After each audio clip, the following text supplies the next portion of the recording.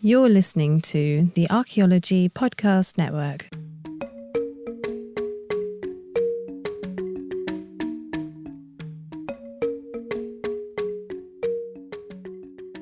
Welcome to episode 48 of A Life in Ruins podcast, where we investigate the careers of those living a life in ruins. I'm your host, Carlton Gover, and I'm joined by my co-hosts, Connor Johnnon and David Howe. In this episode, we are chatting with Dr. Gino Caspari, a postdoc in archaeology at the University of Sydney and the University College London. Dr. Caspari also runs a very popular archaeology Instagram account. You can find him at Gino Caspari, that currently has over 123,000 followers. Good afternoon, Dr. Caspari. How are you doing today? Hey, good afternoon, everyone. Thank you so much for having me on the show. I actually just came back from bouldering outside, so it's one of the first nice days, one of the first days we're allowed back outside in smaller groups in Switzerland. So lockdowns slowly coming to an end and life is hopefully returning to normal, so feeling pretty good. Excellent. Yeah, you're enjoying your day. It's 7 a.m. for me and Connor. So for anyone watching the video portion, if we look a little tired, it's because we're just waking up. Because you're in Switzerland right now, correct? I am, and have been so for like the last year, which is rather unusual for me. I've been actually for the past 10 years. I never spent much more than 3 months in my home country, and now I've been basically stuck here for more than a year, which is a bit annoying, especially in terms of field work. That's where I am, and it's not the worst place to spend your lockdown, I think. I don't think so, from what I've seen of it. I just want to tell the audience real quick that, like, everyone has this romantic idea of what archaeologists are like. Like, you see, like, Indiana Jones or, like, Tomb Raider and stuff. You live that life, dude. Like, every picture you post, I'm like, this guy's doing martial arts. He's in Mongolia with hawks. Like, what's going on, man? You got the coolest life. Well, I mean, obviously that is Insta life and heavily biased on the nice side of things. Very true. Able to work in Russia and work in northwestern China, you really got to jump through some hoops to actually make it happen. And yes, of course, the fun part is essential. Otherwise, there's no way anyone would be doing it. But then there's the whole back office thing that everyone has to deal with that is just not really made to get likes on Instagram, I guess. Mm-hmm. Yeah. No, I got you. I always forget there's the Instagram bias, but at least your non-biased part is pretty awesome. Or I guess the bias part. The part we see. There you go. Yeah, for sure. I mean, I'm selecting things, and to a degree, everyone who works in the field has these stories to tell. That's something I always found strange, actually, because, either people in the public have this very strange Indiana Jones-like view of archaeologists, or they think it's super boring and it's just shards and mud and dust. Right. And it's really somewhere in between, and everyone has these cool stories to tell, but people in academia rarely communicate openly about these things. So I think that's something that you guys are doing a great job in getting that out to the public, and it's something we should be doing more. Absolutely. So other than posting awesome things on our Instagram, so you are a postdoc, but you're a postdoc for two different institutions, correct? UCL and University of Sydney. Well, I've been jumping around quite a bit. I've been on several fellowships that just allow me to travel and work for my project. And since 2017, I have built up this large international corporation together with my Russian colleagues, where we are excavating one of the earliest Scythian tombs out in the middle of nowhere in southern Siberia. And this is really the main project that I'm running and what keeps me busy. And the university affiliations are more or less something that changes once in a while. I have a bunch of different collaborations going on depending on topics people are interested in. And so things change, you go there, then you go there. And sometimes you keep an affiliation for a little bit longer. Gotcha. Yeah, I think going from London to it's Sydney, right? Right. That's where, that's that's a move, all right. But yeah, you definitely have a very impressive CV along with a very impressive social media presence. Is that the stuff in Russia? Is that the stuff that Trevor Wallace has joined you on? Exactly. Well, he's been basically working with me since 2015 on our documentary project, just trying to tell the story of how archaeology is done in a little bit more depth than what it's usually coming out as in documentaries, because I guess usually documentary production budgets are fairly tight and people just parachute in when finds are being made and they're like, oh, look, these people are finding these awesome items. And that's not really what the process is like, right? And so what we've been trying to do for a while now, which hasn't been quite that easy, is actually tell the entire story behind actually getting to a point where you're making finds. I really like that. And I talked about this with Trevor, and I can't remember what episode he was on, but go check that out. But yeah, I think it's really cool to kind of explain that, and because it's not always this glorious thing, especially in working in Russia, where I assume the temperature is variable, the weather is variable, and it might not be pretty every single day when you're actually out there doing stuff like that.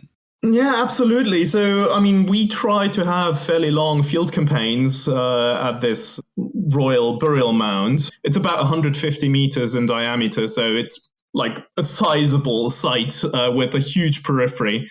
The whole site was used over the course of almost 2,500 years. So there's a lot more than just early Iron Age finds. It starts somewhere in the Bronze Age and goes all the way to the Turkic period, so like the 6th century AD. You know, we try our best to get as far as we can in the time frame that is given to us through the environment. We start in May, usually, when it's open. Still get some snowstorms here and there. And then June is fairly nice. That's where the sun comes out. But then it's situated in this river area that periodically floods. And so in July, it's really hot, it's flooding, and then, of course, you're in Siberia, and in August, the mosquitoes arrive. And those beasts are by far worse than any snowstorm we've had so far. Basically, throughout the entire month of August, we have this black cloud over our tent that is just sitting there, and once in a while, you go there with a flamethrower and try to wipe them out, but they just keep them coming. Till like end of August, where we have like the first night frosts and it gets -5 at night sometimes again. And then they die off finally. That's usually like a reason for celebration. Wow. That sounds like a good time, except when the mosquitoes are there, I guess. But I think the same thing happens in Laramie where we went to school. It'd be like beautiful weather all year. And then like August hits and it's just a black cloud of stuff that it makes field work suck. But yeah, it's worth it. So what got you into being an archaeologist as like a kid? I was interested in ancient cultures, for sure. That was something that's been sort of running through as a red thread. But I had like plenty of different ideas in mind. And even, you know, after doing my BA in archaeology, I went into a completely different direction for a while. It just happened to coming back to it, and mostly for the reason of archaeology being this field science that really challenges a number of skills that I happen to have developed over the years. So it's interesting intellectually, but it's also fairly physical if you're going into these remote areas. It's a leadership challenge. It's a lot of organizational stuff. You have to be very aware of cultural differences. You have to watch your communication. And it's just this sort of project management in this challenging environment is something that really appeals to me and fulfills me in a way. It just is something that makes me happy. And for now, it's a really good way, I think, to spend my time. Yeah, and I think when we first received your CV, it was interesting to see the different directions you took throughout your career. You know, you got a degree in history to start out. Is that? Yeah, you started out with a minor in history and then some other stuff like that. And then you got, you know, a master's of science in business administration. And then how do all these degrees help you work in the field today? Well, I guess it's like in retrospective, it's super easy to rationalize this. That doesn't mean that at the moment where I took the decision, I had like a long-term plan or anything. The thing is, I started out with archaeology and art history because I was interested in it. Fair enough. You just got to try it out, because once you finish high school, you don't really know a whole lot about the world. You think you do, but then once you enter university, this whole universe opens up, and at first it kind of confuses you. So you got to start something and see how it goes. And I guess in Switzerland, there's this very strong idea socially of having a job, having a proper job. And a proper job usually is either, being a doctor, a lawyer, maybe an engineer, maybe going into business. It's certainly nothing in the humanities. I guess my BA in archaeology wasn't all that challenging, and I had my friends always complaining about how easy we had it in the humanities. So I took a few business courses.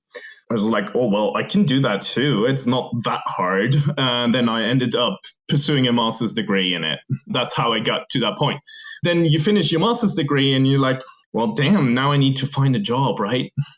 So at the same time, since I've practiced martial arts, I've practiced Kung Fu for a while, I had this interest in China, and I had started learning Chinese. So I applied for a scholarship to go to China, learn the language a bit more properly. And then I basically had the option, okay, find a job in marketing or management, or go to a completely new place that I really didn't know anything about, and learn a new language, meet new people.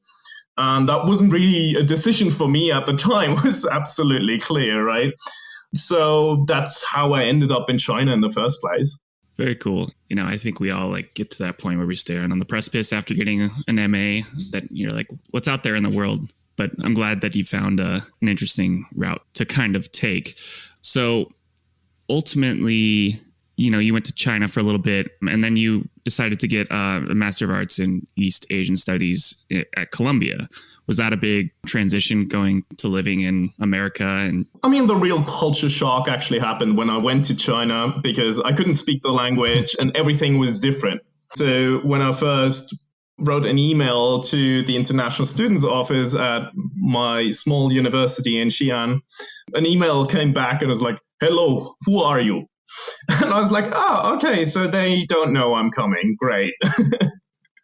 So with regards to that, Columbia was a bit more organized, I have to say. And therefore, the transition wasn't that hard at that point. I've made sort of my international experiences already. It's New York. You can figure things out. What part of town did you live in New York? I was living on the Upper West Side, actually in the International House, right?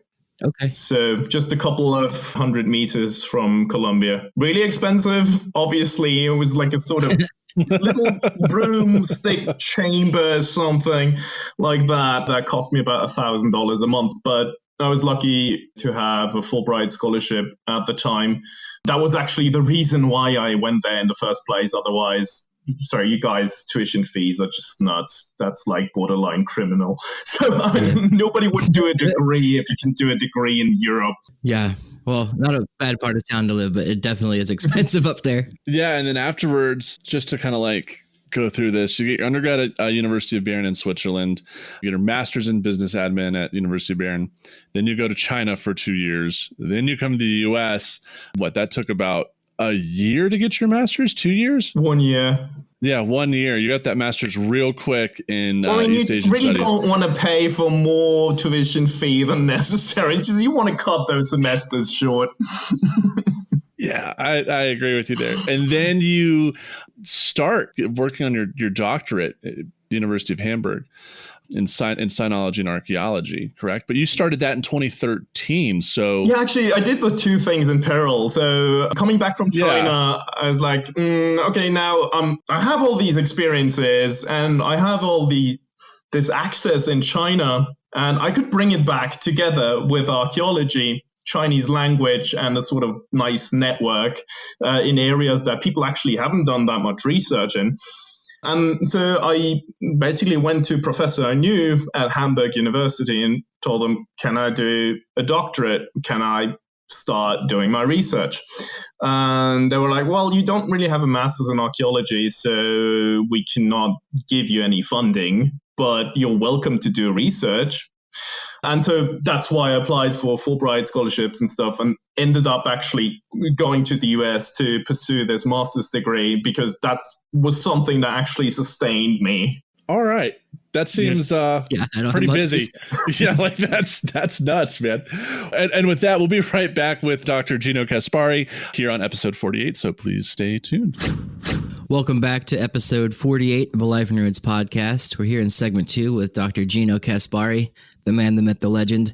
Much like Trevor Wallace on a previous episode, Gino has been overseas, specifically in Siberia, Russia area, doing a lot of archaeology on what's called Scythia.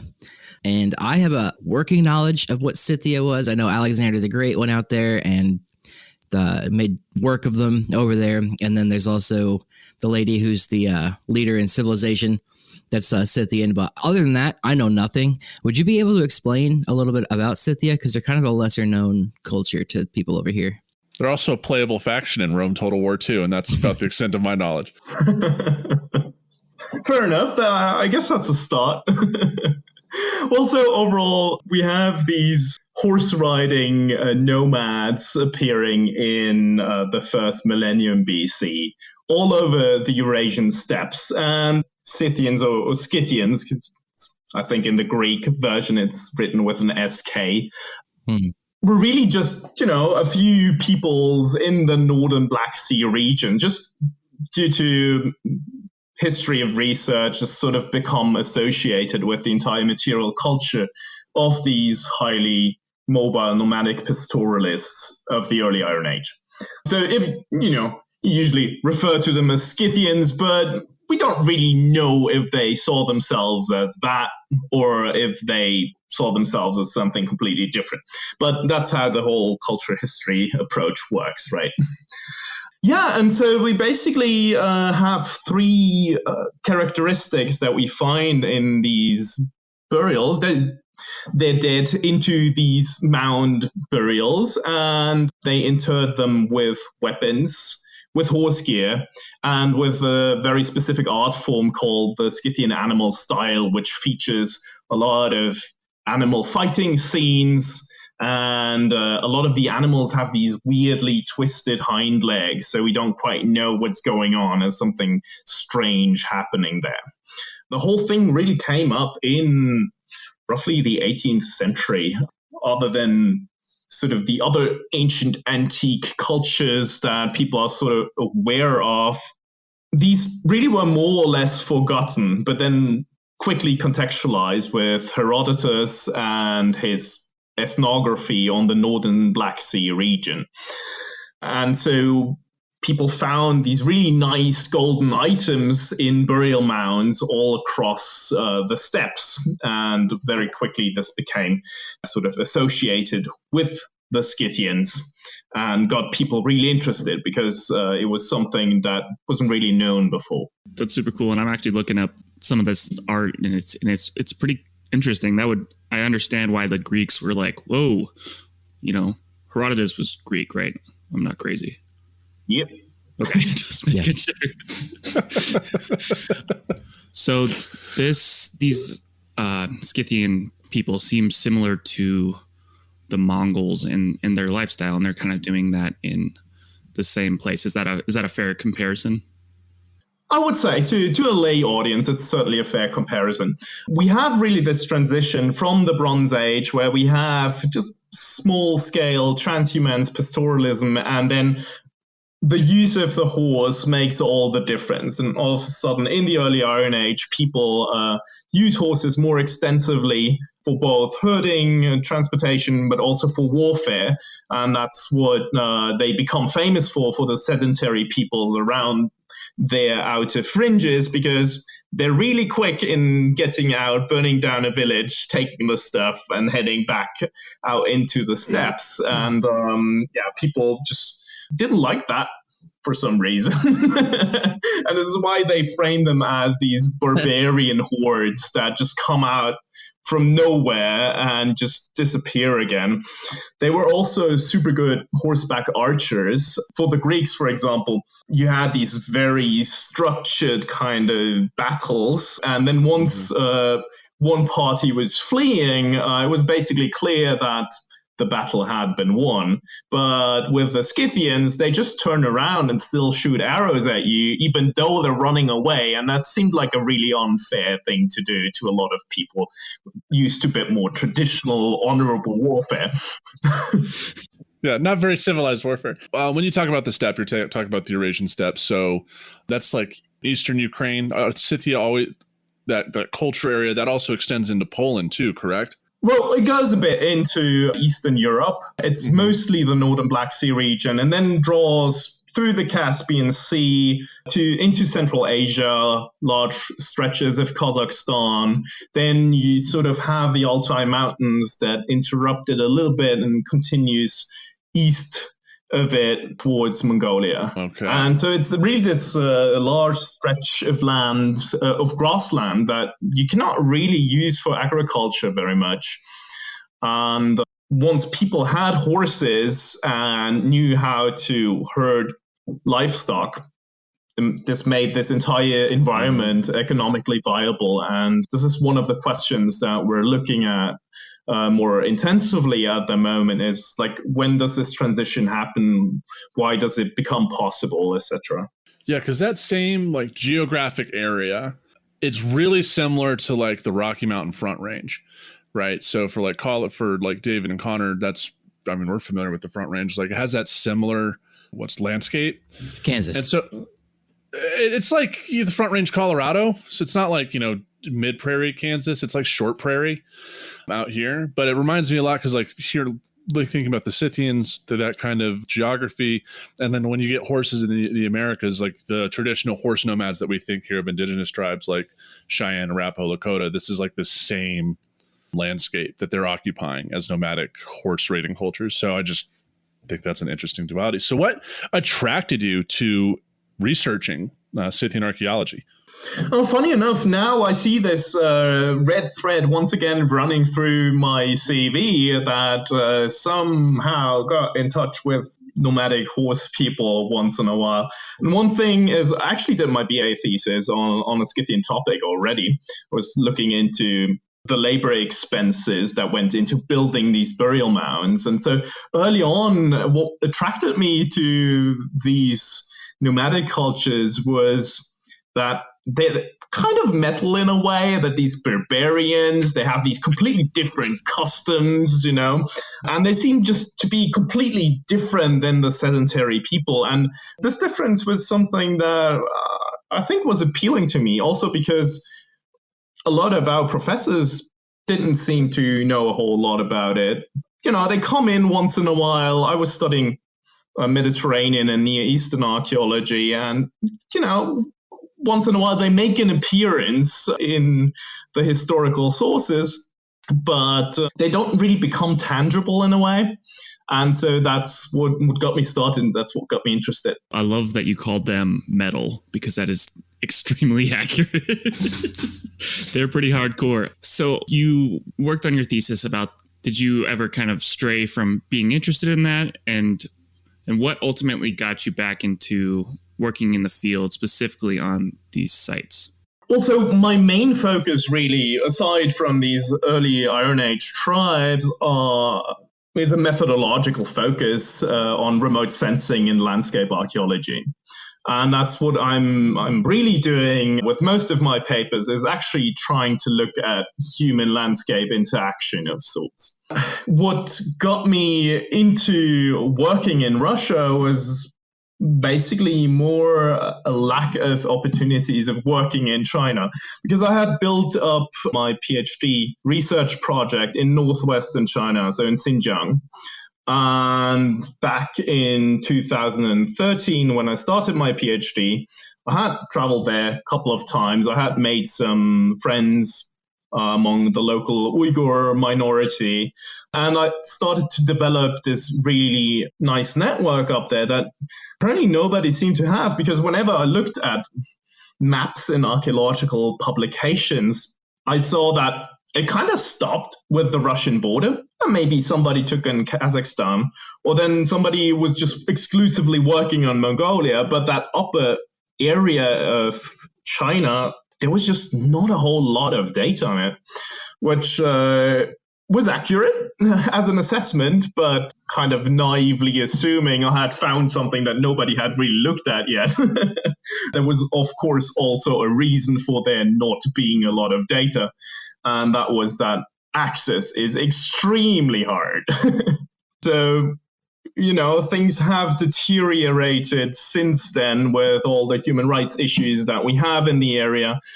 That was perceivable at the time, but you could still kind of weasel your way around things, around the regulations. People were a bit more lenient towards foreigners at that point in time. And so I actually was able, through good contacts and friends up there, actually being able to pull off a survey in that area was great. That's really what got me through my PhD. But since 2017, fieldwork in Xinjiang is essentially impossible. It's as hard as working in Tibet. And so getting off that tangent, that was basically the reason, I will not be able to work here in the future, and at least not be able to sort of build a sustainable project that delivers data on a regular basis. And so I need to go somewhere else. And a logical idea was to just kind of jump across the border into Russia and continue my research there, because with the material culture I was already familiar. And there's just a language barrier and a nation-state border in between, which obviously didn't really matter in the ancient times. Can I ask you some nerdy archaeological questions regarding the Scythians? Because I'm generally interested. Go ahead. So what's the time span that the Scythian culture existed from? Well, so basically we look at them as being roughly between the 9th and the 3rd, maybe 2nd century BC. Okay. And then that's over an entire Eurasian steppe. Okay. Settlement patterns. That's a tricky one, because the Scythians having really nice shiny objects in their burials and being nomads, obviously archaeological focus has been mostly on the nice shiny objects. That's only something that we're really just starting to look into, and it's at the very beginning, this kind of research. So we're starting to actually find campsites and things like that now that people start looking for them. Before that, people would just kind of wave it off as, well, they're nomads. Of course, they don't live anywhere, they just move around, which of course is not that simple when you start looking into it. There's still not that much data around. In some areas, they're a bit more sedentary, especially if we're going towards Eastern Europe. You have some hilltop settlement type of things. But in the Eastern steppes, the picture is very much vague and fuzzy. I guess my assumption was that, like you said, that nomads would produce. It'd be hard to find campsites of these kind of nomadic people, but it's just that people haven't really looked for them, right? You can find them, and then a bunch of modeling tools out there now where you can look for pasture quality and find ways how people move through the landscape, and that gives you some preliminary ideas where you could be looking for, but they're very fleeting traces, and usually, you get bits of charcoal, a few pottery sherds, and then that's it. So it's nothing spectacular, something that is hard to find funding for, even though obviously the question is super interesting and important, because we don't just want to look at the world of the dead, we also want to look at the world of the living. Exactly. Well, I think with that, we're going to take our next break, and we'll be right back with segment 3 of episode 48, right after these messages. Welcome back again to episode 48 of Life in Ruins podcast. We're here in segment 3 with Dr. Gino Caspari. Gino, I have social media envy for you.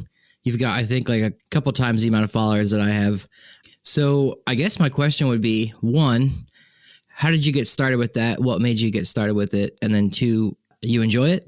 Do I enjoy it? Yeah, very much depends on the day. How I got started is a good question. I think I was mostly forced by my friends because they were like, well, Gino, you have a nice and interesting life. We guess people would be interested and you could amass quite a following with that. I was like, yeah, I'm really not a big fan of this. Do I really have to? And I started off and it just kind of took off. So that's how this whole misery started, and I guess now I gotta feed the beast. That's really how it's going so far. I know exactly what you mean. Cool. With my, I think, 27,000 I have, I get some interesting characters. Some that message you every day wanting to be your best friend, and then two, I get some really, really weird messages and just like being called out for this and that. Do you get that kind of stuff?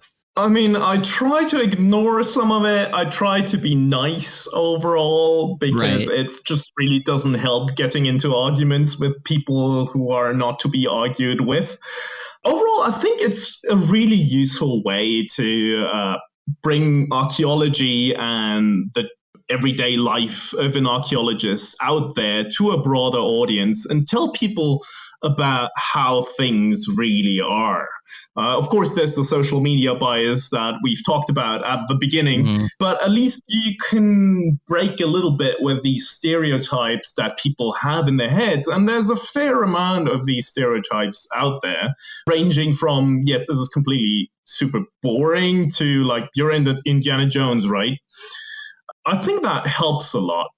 Also, with a certain respect for our profession and understanding why we are needed and what we actually do. And just overall get people interested in ancient cultures and heritage that they're sometimes not that much in touch with. Yeah, I think that's a awesome way to look at it. I mean, that's the goal, right? Like to get it out there for people to see. Yeah, and there's like an aspect of archaeology that probably people, don't understand from a non-professional, and that's not just degree seeking, but from a non-professional archaeologist or non-professional person regard looking at archaeology, right? Big misconception is that it's treasure hunting, that what we do is basically we study these things, we go out to go look for treasures to make ourselves rich, which is not how we've done things for a while now. And the other is that even though we study things in the past, they have relevance for today and modern, even geopolitical contexts, right? So when you are posting on social media, your Instagram account in particular, ultimately, what is it you're trying to communicate? Is it that flashy aspect, or is it more of really that the fascinating side of like fieldwork of archaeology?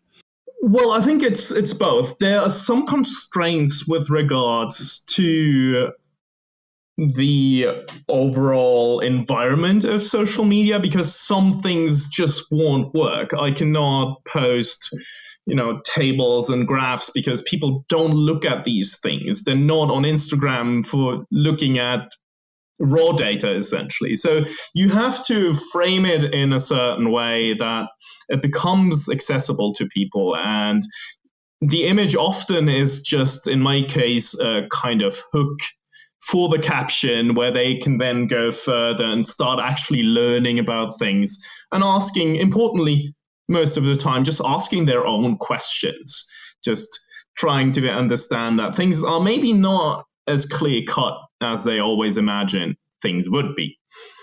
Now, of course, this creates a little bit of tension with the academic colleagues because at least from, say, the older generations, they don't quite understand what social media does. It's like mostly a bad thing, I guess. People sometimes call me out for, you're not accurate, this is oversimplified, and it's like, yeah, well, guess what? It's not an academic article. It's a different format. Characters. Yeah.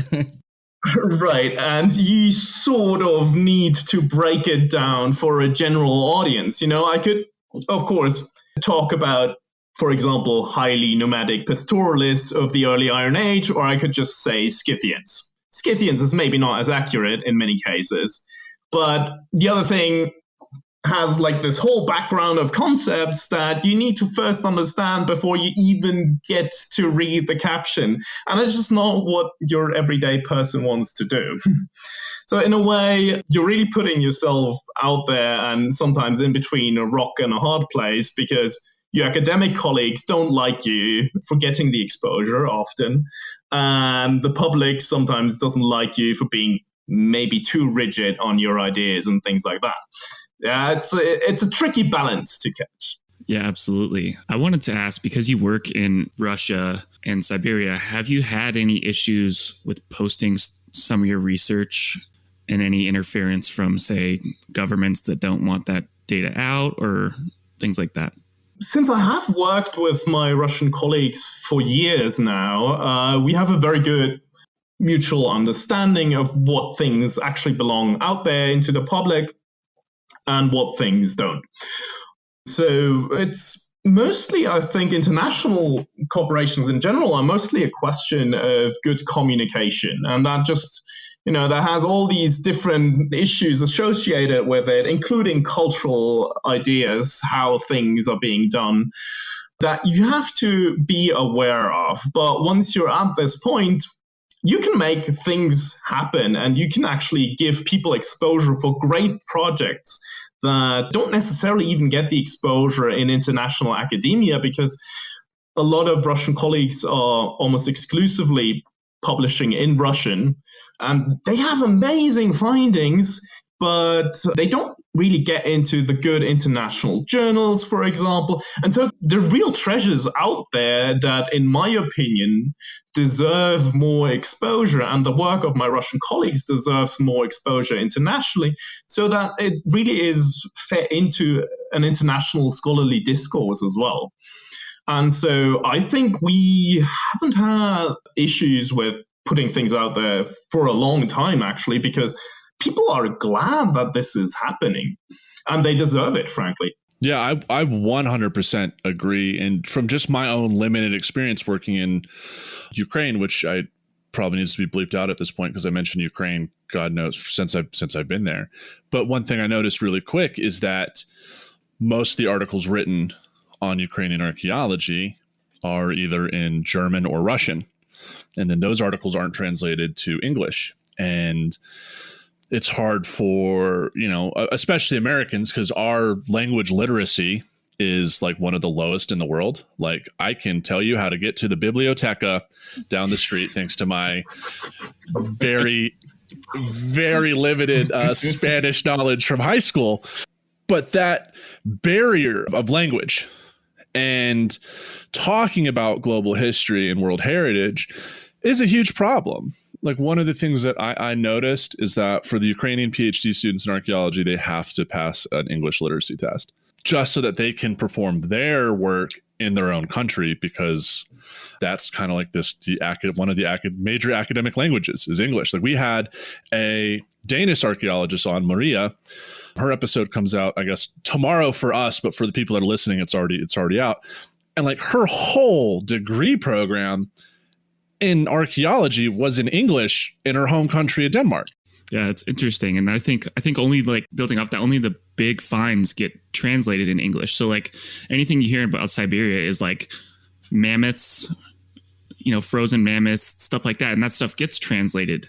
But it seems like there's this whole body of work that we're missing because it's not as sexy as frozen mammoths in the tundra up there. So it's interesting that these finds aren't generating this stuff, and I'm glad that you're promoting stuff like that, Gino. I think it's really cool. No, absolutely. I mean, this is a general problem, of course, but it's in particular problem in Central Asian archaeology because, well, you have all the Russian sources, but then you also have Mongolian, you have Chinese, and these nation-state borders are really visible in the research. And you see there's some scholars from Germany who speak really good Russian. They publish well-written articles, but leave out the entire Chinese side of things. And I think there's one reason why in these areas we need to work together to actually produce outcomes that just go across regions and give a better impression of what has actually been going on. Because people just discard entire regions, entire material cultures, basically based on a language barrier, and that's really not how you should be doing science. We actually just have submitted a paper to Clause 1. We'll see if it gets through, but it's talking about this material culture complex from the 3rd to the 4th century AD in southern Siberia. When I put it into Google Scholar, it's called the Kokel culture. It's a very local thing that has a long research tradition in Russia. But if you put it into Google Scholar, I think about 5 articles come up, and none of them really has this as the main topic. So if you work in Central Asian archaeology, you get to actually introduce entire cultures, if you want, to an international scholarly audience. That is awesome. Right? Like, isn't that's the goal, is to be the guy that everyone cites, that you have all the information, even though you might be not the original researcher, but making it, publicly accessible, or, accessible to wider audiences. Well, I mean, in my case, actually, I think I don't really deserve to be the first author on a study like that. Those are my Russian authors, because they, or my Russian colleagues rather, because they have the knowledge about these cultures. I am often taking more of a translator type of perspective, where I really take their texts and I redesign them in a way that they actually make it into international journals. There's also a lot of theoretical developments from mainly, I guess, the Anglo-Saxon American world that hasn't really made it into Russia. So there's a lot of potential issues involved with the older research that needs to be intertwined with the data that we have that is, in terms of quality, very good. And so I think having this mediating function, but leaving the first authorship to Russian colleagues is important. Excellent. Shifting gears here, I got a question for you, and I try to ask this to a lot of our guests. If there was one thing that you are super interested in that you'd want to tell the world about, or maybe just your favorite thing you found over there or in your career, what would that be?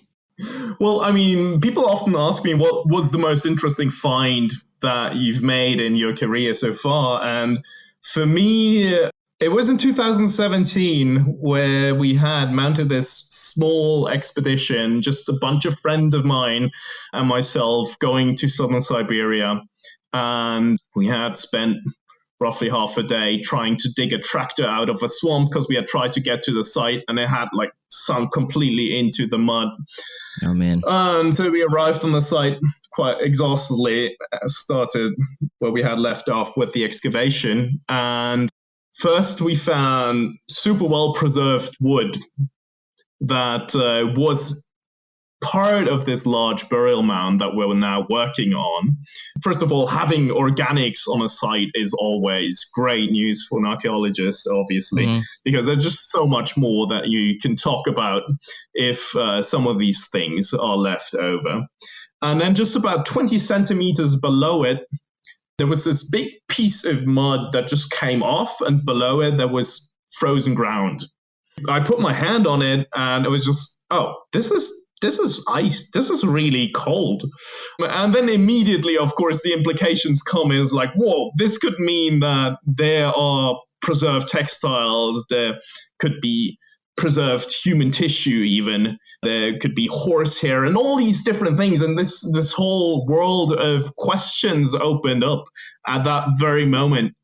And so what people, I think, often don't get is it's not really about the shiny things, because well, you can find another piece of gold and you don't really get to keep it as an archaeologist anyway. So it's another piece of gold. Mm-hmm. But contexts like these and understanding the implications of a frozen piece of mud, that's what really gets us excited, I think.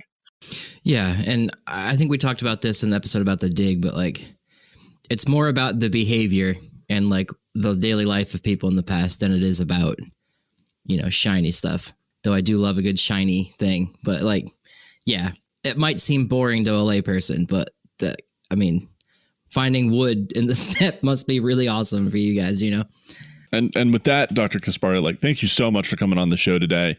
And so, what are a couple sources that you would recommend for anyone interested in Scythian archaeology or Central Asian archaeology that you found extremely helpful? Well, I knew that question was coming. I just didn't know the actual topic, so I was giving it a thought. And so I've prepared 3 sources, but they don't relate to Scythian archaeology, really. Oh, that's fine. Throw them down. We're just happy to. Yeah. But unfortunately, to be honest, for the Scythians, there's really not that much good scholarship with regards to like a general introduction on these horseback warrior nomads out there in the English language. And I think that's something that is probably will have to be written further down the line, maybe once I finish my project or something like that.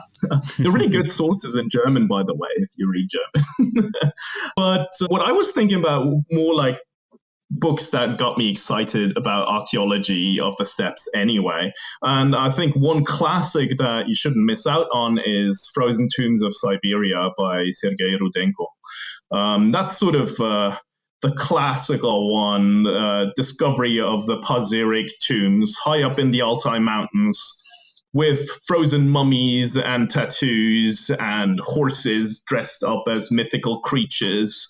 Amazing stuff. Definitely something you can read, and it's in English. Another thing that I've recently read is David Reich's book on who we are and how we got here.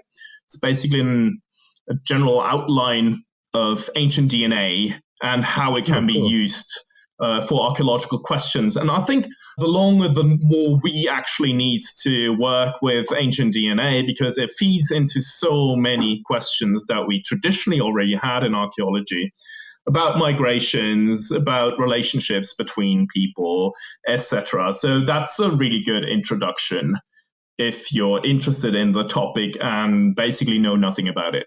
Okay. I think one of my all-time favorite books is Kon-Tiki by Thor Heyerdahl, which is just something, it's essentially an adventure story, but really gets across the excitement of testing out theories and trying to actually make archaeology exciting, because it is. Yeah, that's awesome. I hadn't heard of those last 2 books. To check those out myself. But where can our listeners find you? Social media or academia, anything like that? Yeah, so of course, if you're generally interested in what I'm doing and a bit of private life as well, outdoor adventures and stuff, just check out my Instagram at Gino Caspari. Otherwise, there's a bunch of papers out which are accessible through ResearchGate and academia.edu. Okay, awesome. I'll actually have to check some of your stuff out too. I was looking at your CV and was like, what? So give that a look. Because this is a Life in Ruins, we have to ask this question. So would you, Gino Caspari, first start off in school in Switzerland and then go to China and then spend some time in China, go to America and then go to Germany and then ultimately study in Russia and live a life in ruins if you had the opportunity to do it again? Well, I have no regrets so far. Well, all right. We just interviewed Dr. Gino Caspari. You can find him on Instagram at Gino Caspari. And please be sure to rate our podcast on Spotify and iTunes, wherever you're listening to it. You can also please review us. Send us questions at alifeinroadspodcast@gmail.com. If you want to know Carlton and or Gino's hair routine, you can also ask us those questions. So we will let you know. Yep. And on that note, guys, see you next week. Bye.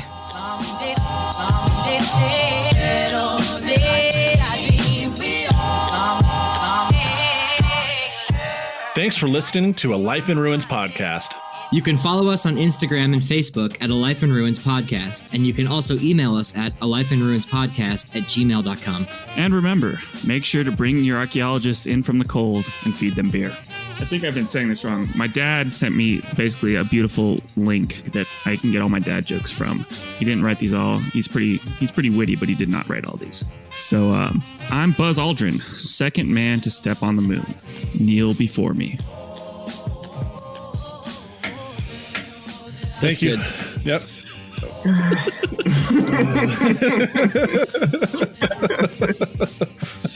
Excellent. Now I need another coffee.